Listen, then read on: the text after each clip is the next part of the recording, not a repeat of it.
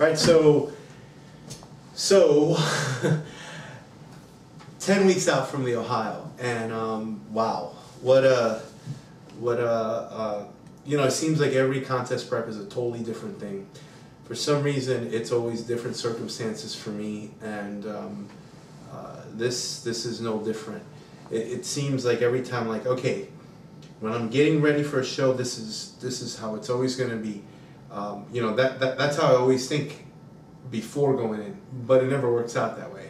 Every time I think I got it all figured out, you add different circumstances in, and I'm very volatile when it comes to change circumstances and getting ready for a show. So yeah, having a tough time with everything mentally. I've kind of, you know, I'm going to be honest, I've kind of like checked out a little bit as far as, you know, the show, but this is the thing, and I want to kind of impress this on anyone watching, is that, you know, when it comes down to doing something you said you're going to do, sometimes you just got to do it whether the feeling's there or not.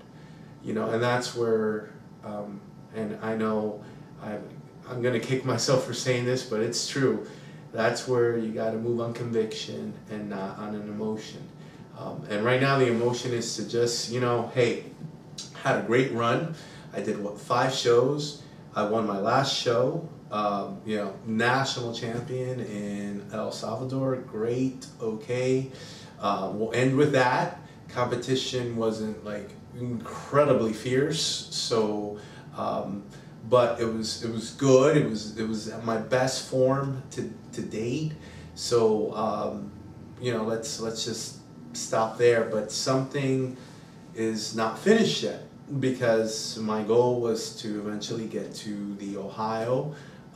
You know, and so at this point, like I said, it's yeah, is it fun? Yeah, it's still fun, but I'm tired. My schedule is, if I was busy before, I am extremely busy now. Like, yeah, just getting up to train people, then training, then going to work. It's like ends up being a 15-hour day.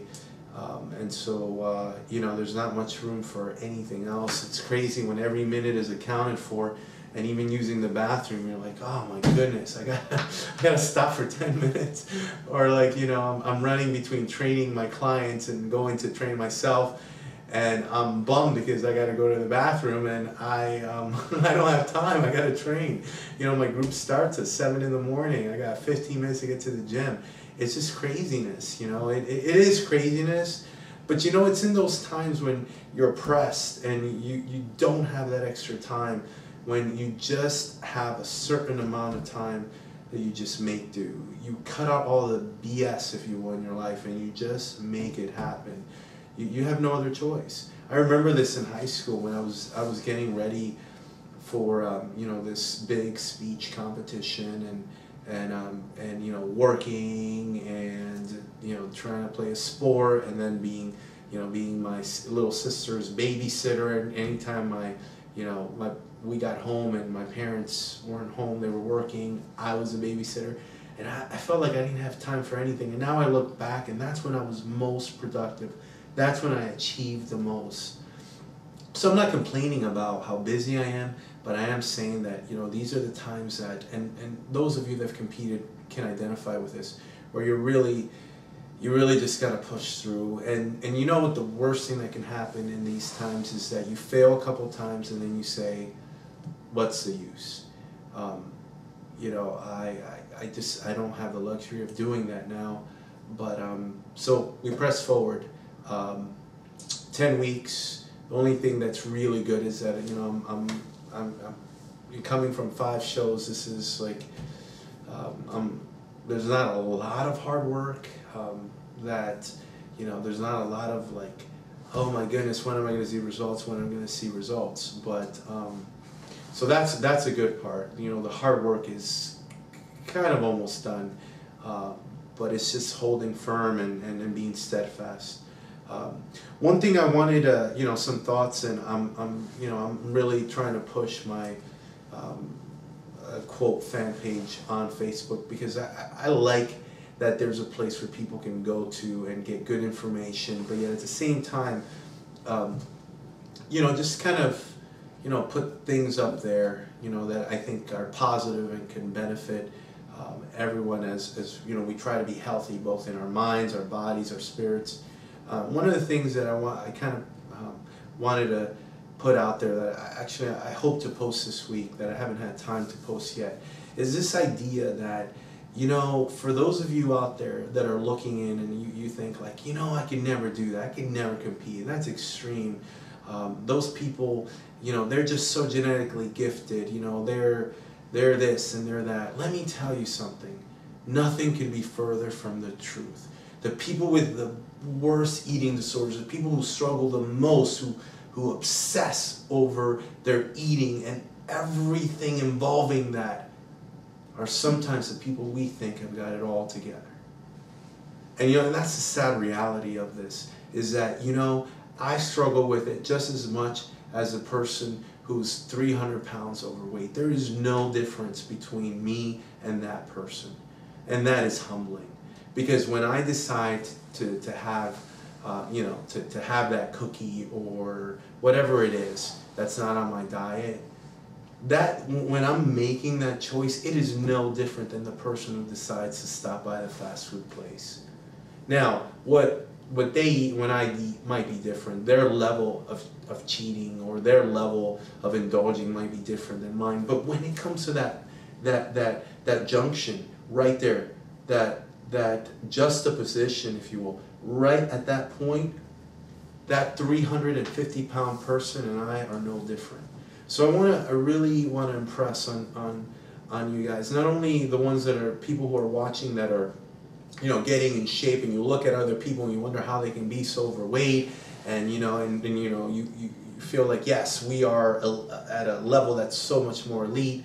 And for those of you that are looking in from the outside thinking, I'll never be at that level, I just, I have all these issues.